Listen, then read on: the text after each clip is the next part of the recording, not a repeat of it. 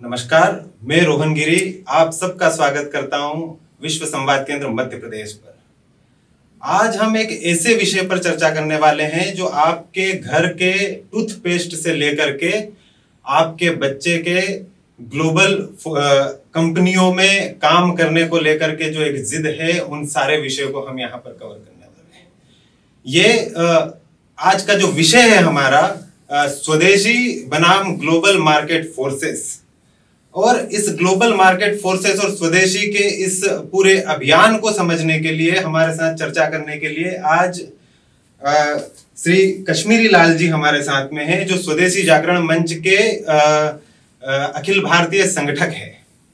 भाई साहब, आपका बहुत बहुत स्वागत है विश्व संवाद केंद्र में मध्य प्रदेश में। भाई साहब, एक जो मूल प्रश्न सबको कौंधता है और सबको एक ये जानने की उत्सुकता होती है कि स्वदेशी मतलब क्या। स्वदेशी ये जो अभियान है, ये केवल एक उत्पाद का, प्रोडक्ट्स का अभियान है या फिर ये एक वैचारिक अभियान भी है? इसका क्या मूल है? मूलतः तो ये वैचारिक अभियान है जो मैकाले की नीतियों ने, जो 1000 के विदेशी शासन ने हमारे दिमाग में गुलामी भरी है, उसको निकालने का ये अभियान है। इसको बोलते हैं डीकोलोनाइजेशन का ये अभियान है। परंतु इसका प्रकटीकरण तो जो है वो वस्तुओं में होता है, सेवाओं में होता है। तो इसलिए मूलतः ये वैचारिक अभियान है, लेकिन दृष्टिपात होता दिखाई देता है वस्तुओं के अंदर, सेवाओं के अंदर। इसलिए दोनों ही ठीक है जी। आज हम अगर भारतीय बाजार में देखेंगे तो अंतर्राष्ट्रीय उत्पाद जो प्रोडक्ट है उनकी बहुतायत दिखती है। आने वाले समय में रक्षाबंधन का त्योहार आ रहा है और जब भी कोई त्योहार आता है तो एक स्वदेशी को लेकर के एक नकारात्मक अभियान चल पड़ता है, जो हम देखते हैं कि अखबारों से लेकर के डिजिटल प्लेटफॉर्म तक सब दूर एक नकारात्मक अभियान चल पड़ता है। ये जो क्या ये भी एक ग्लोबल मार्केट फोर्सेस का एक हिस्सा है? क्या उनके जो यहाँ पर ऐसे कुछ लोग हैं कि जो उसको यहाँ पर बढ़ावा देते हैं? इसमें कोई शक नहीं है कि त्योहार हमारा होता है, लेकिन सोचते हैं कि सामान हमारा बिकना चाहिए। दिवाली पर मिठाई खाई जाती है, वो कहेंगे कि हमारे विदेशी चॉकलेट बिकने चाहिए, इसलिए ऐसा प्रचार करते हैं। परंतु अब ये एक तरफा लड़ाई नहीं है। भारत के अंदर भी भारतीय कंपनियों ने भी एक पॉजिटिव नैरेटिव या विमर्श खड़ा करना शुरू किया है। और हमारे सबसे अच्छी बात है कि हमारे प्रधानमंत्री जी ने भी लगातार, चाहे मन की बात हो, चाहे पब्लिक से बात हो, कल भी उन्होंने काशी की जनसभा के अंदर ये कहा, हमारे त्योहार पर ऐसी खरीदारी करो कि हमारे त्योहार को मनाने वालों को लाभ हो, भारतीयों को लाभ हो। कल एक 7 मिनट के अपने भाषण में 9 बार स्वदेशी शब्द का प्रयोग किया, 2 बार लोकल हो हम, वोकल हो हम लोकल के लिए इसका प्रयोग किया। तो इसलिए जहां विदेशी कंपनियां अपने प्रचार के लिए षड्यंत्र रचती हैं, वो प्रचार करती है भारतीय कंपनियों के लिए। आजकल चाहे वो बाबा रामदेव जी हैं, चाहे प्रधानमंत्री जी हैं, चाहे और जन नेता हैं, तो वो गाय के प्रोडक्ट के बारे में, ऑर्गेनिक प्रोडक्ट के बारे में, मिलेट्स के बारे में, योग के बारे में जो बढ़ता हुआ स्थान है, आयुर्वेद के बारे में प्रचार करते हैं। और कोरोना ने सिद्ध कर दिया कि भारतीय वैक्सीन के मुकाबले में कोई वैक्सीन नहीं थी। भारतीय जो देसी उत्पाद थे और जो आयुर्वेद के उत्पाद थे, उन्होंने ही भारत की मृत्यु दर को दुनिया में सबसे कम रखा। तो इसलिए स्वदेशी का प्रचार भी साथ साथ चल रहा है। यद्यपि उनके षड्यंत्र चलते हैं, लेकिन मुंह तोड़ जवाब भी मिल रहा है। निश्चित तौर पर मिल रहा है, मुंह तोड़ जवाब भी देखने को मिलता है। और आपने कोविड-19 के दौरान वैक्सीन की चर्चा करी। एक चीज जो एक वैक्सीन का पूरा वो जो उस समय का हमने अगर देखेंगे कि जो कोविड की महामारी से पूरा देश नहीं, पूरी दुनिया, पूरी मानवता जूझ रही थी, उस समय पर जब भारत वैक्सीन बना रहा था और अपने पड़ोसी देशों के साथ साथ दुनिया में हर एक जरूरतमंद को पहुंचा रहा था, उस समय पर एक चीज जो देखने को आई वो ये भी रही कि जो ये बहुराष्ट्रीय कंपनियां हैं, जो वर्चस्व जिनका ऊंचा है, वो नीति निर्माण में भी बाधा और उनको भी प्रभावित करने का प्रयास करती है। तो भारत के अंदर ये जो ग्लोबल मार्केट फोर्सेस है, ये कैसे भारत के नीति निर्माण को भी प्रभावित कर रही है? होता था बहुत संख्या के अंदर विदेशी कंपनियां जिनका अपना भी निहित हित होता था भारत के नीति निर्माण के अंदर कोई ना कोई चोगा पहन करके आ जाया करती थी। लेकिन 2014 से जो राष्ट्रवादी सरकार बनी है, इनका हिस्सा कम से कम होता जा रहा है और उसी का ये परिणाम है कि जो अमेरिका की इतनी चिढ़ पैदा हुई है भारत से, या 25% टैरिफ प्लस पेनल्टी लगाने की जो बात कह रहा है, उसका भी कारण यही है कि आज उनकी दाल, उनकी कंपनियों की दाल यहाँ नहीं गल रही और गलनी भी नहीं चाहिए। अच्छा तंत्र है, स्वतंत्रता है, तो नीतियाँ बनाने में भी स्वतंत्रता होनी चाहिए और कोई एक देश तय नहीं कर सकता कि हम रशिया से तेल लें या ना लें, हम किस देश से सामान खरीदें या बेचें, ये कोई एक चौकीदार दुनिया का या थानेदार तय नहीं कर सकता। तो इसलिए प्रत्यक्ष रूप से भी अप्रत्यक्ष रूप से भी इन कंपनियों की दखलंदाजी भारत के नीति निर्माण में कम हो रही है। जनता का विरोध और बढ़ेगा तो ये और कम हो जाएगी। निश्चित रूप से जन भागीदारी से ही इनकी भूमिका कम होगी। मुझे लगता है कि मैं थोड़ा सा आगे निकल गया था। मेरे श्रोताओं के लिए ये जानना भी बहुत जरूरी है कि ये जो ग्लोबल मार्केट फोर्सेस जो टर्म है, ये एक सामान्य व्यक्ति कैसे समझे? ग्लोबल मार्केट फोर्सेस मतलब क्या? ग्लोबल मार्केट फोर्सेस यही है कि इसको एक स्टेट बोलते हैं, एक डीप स्टेट बोलते हैं। तो डीप स्टेट जो है वो वहाँ की सरकार नहीं होती है, वहाँ की कंपनियां होती हैं। पाकिस्तान के बारे में ये कहा जाता है कि दुनिया भर में सरकारों के पास एक सेना होती है, पाकिस्तान में सेना के पास एक पाकिस्तान जैसा देश है। उसी प्रकार से ज़्यादातर देशों के अंदर सरकारों के पास कंपनियां होती हैं, लेकिन जो अमेरिका जैसे पूंजीपति देश है, वहाँ के पूंजीपति तय करते हैं कि सरकार की नीतियाँ क्या है, सरकार किसका विरोध करे, किसका समर्थन करे। इसी को ग्लोबल मार्केट फोर्सेस या वैश्विक बाजारी शक्तियां कहा जाता है। इनकी ताकत बहुत बड़ी है। अगर दुनिया के 50 बड़े आर्थिक समूहों को चुना जाए तो उसमें आधे से कम 10 के लगभग सरकारें हैं, बाकी जो हैं ये कंपनियां हैं। तो इतने बड़े बड़े परिमाण के अंदर ये कंपनियां हैं, तो स्वाभाविक है वहाँ देशों की नीतियों को प्रभावित करते हैं। हम बांग्लादेश के अंदर देखते हैं कि जो वहाँ पर परिवर्तन हुआ सत्ता के अंदर, ये वहाँ के लोगों ने स्वाभाविक ढंग से नहीं किया, ये ग्लोबल मार्केट फोर्सेस की डीप स्टेट ने ही किया है। जॉर्ज सोरोस जैसे व्यक्ति जो दम ठोक के कह सकते हैं कि मैं एक सप्ताह के अंदर किसी भी देश की अर्थव्यवस्था को बिगाड़ सकता हूं, और एक बार उन्होंने प्रयोगात्मक करके दिखाया। तो ऐसी जो शक्तियां हैं, इसको सरल भाषा के अंदर वैश्विक बाजारी शक्तियां हैं, ये उस देश की ताकत से भी ज़्यादा होती है। ये नैरेटिव बहुत बड़ा प्रचार के नाते तय करती हैं। पहला तय करती हैं कि हम देश दुनिया में रोजगार बढ़ाने का काम यही करते हैं। वॉलमार्ट यही प्रचार करती है कि हम भारत के अंदर रोजगार बढ़ा रहे हैं, लेकिन उसका अगर आंकड़ा देखा जाए तो पूरी दुनिया के अंदर कुछ साल पहले उसके 21,000 एम्प्लॉय थे, और भारत के अंदर जो उसका हिस्सेदारी थी दुनिया की, उतना ही रिटेल के अंदर भारत में व्यापार हुआ। लेकिन भारत के अंदर 1,40,00,000 दुकानदार और 3 प्रति व्यक्ति उनके पास नौकर हुआ करते थे। तो ऐसा बना करके यानी 4.5 करोड़, 4 करोड़ के लगभग जो रोजगार हमारे देश में जितनी आर्थिक परिधि के अंदर बनता था उतना केवल 21,000 थे, इसलिए रोजगार को वो बढ़ाते नहीं है, रोजगार कम करते हैं। दूसरा उनका नैरेटिव रहता है कि हम ग्राहक का हित देखते हैं, हम कंपटीशन पैदा करते हैं। वास्तव में कंपटीशन का विनाशक कोई है तो ये ग्लोबल मार्केट फोर्सेस हैं।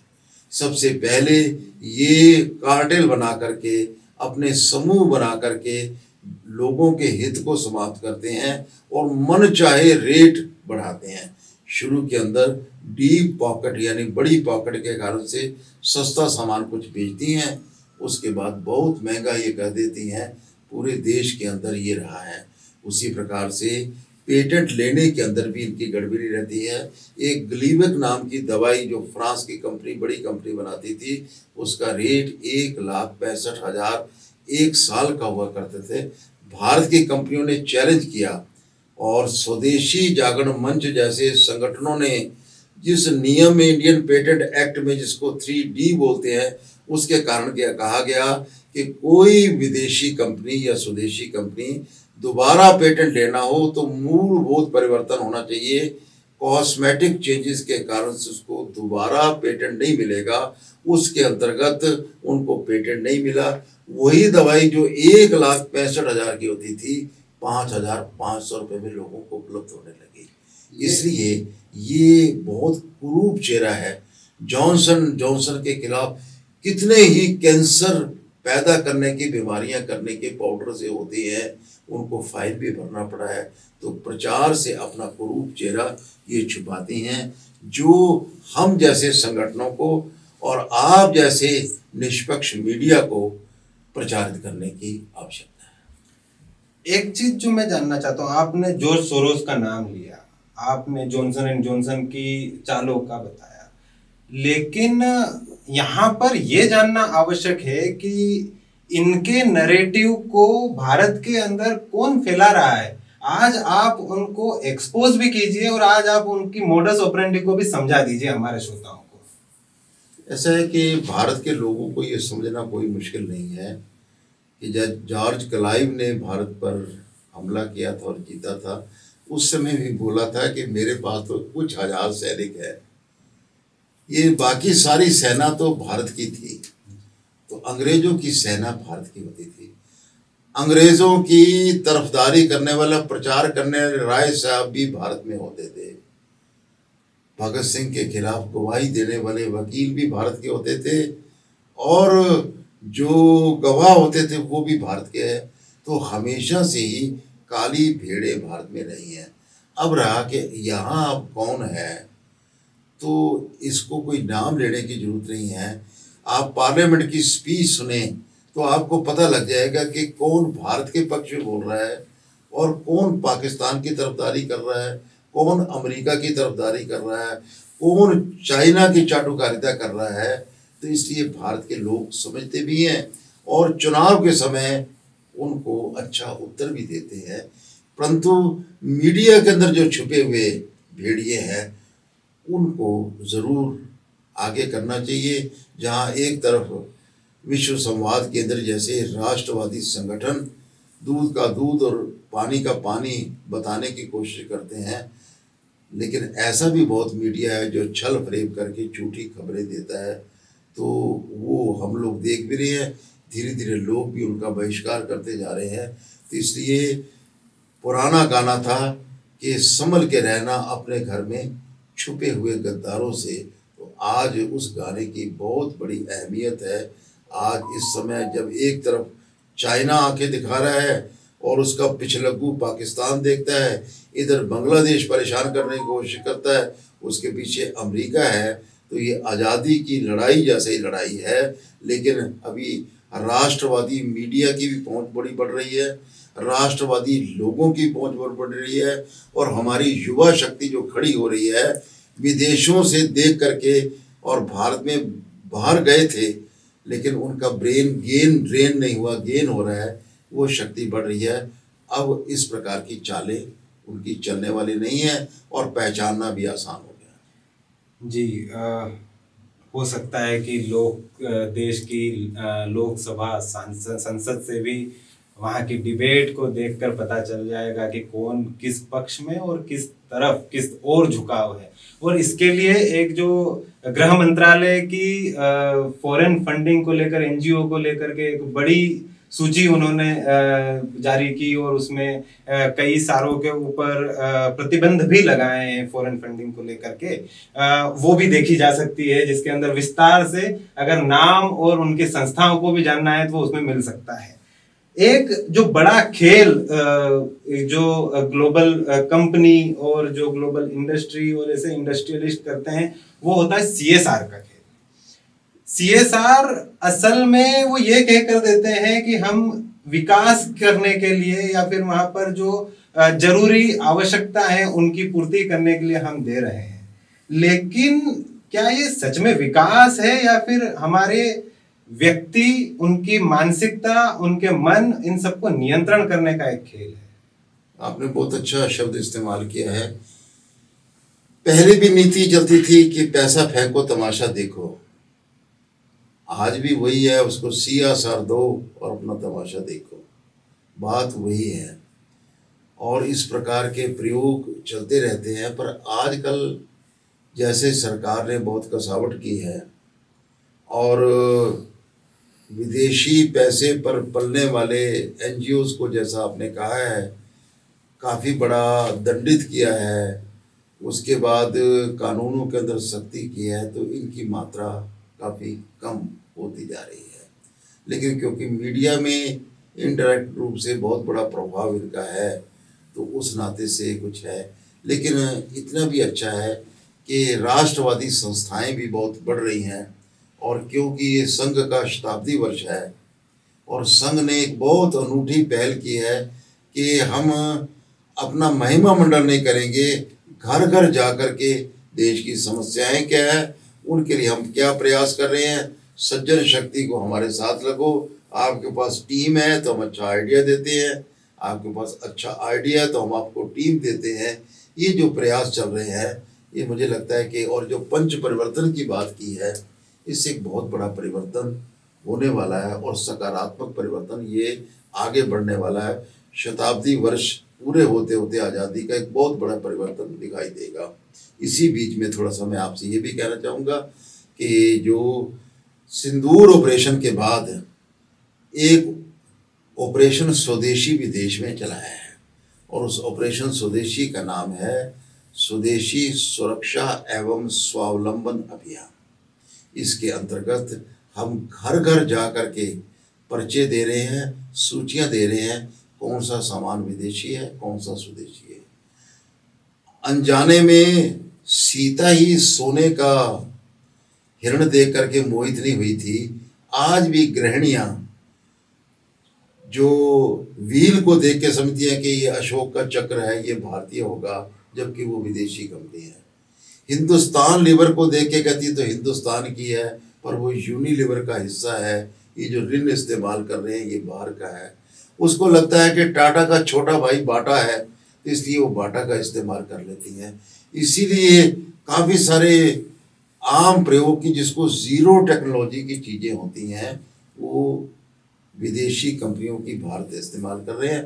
तो घर घर जा कर के हम लिस्टें दे रहे हैं, लोगों को बता रहे हैं कि किस प्रकार से नेस्ले 1000 करोड़ का हर साल प्रॉफिट बाहर ले जा रहा है, पेप्सी कोला 500 करोड़ का प्रॉफिट बाहर ले जा रहा है। तो ऐसा जब लोगों को बता रहे हैं तो उनकी आंखें खुल रही हैं, स्वदेशी और विदेशी का भान हो रहा है। तो उसके कारण से भी बहुत बड़ी जागृति आ रही है।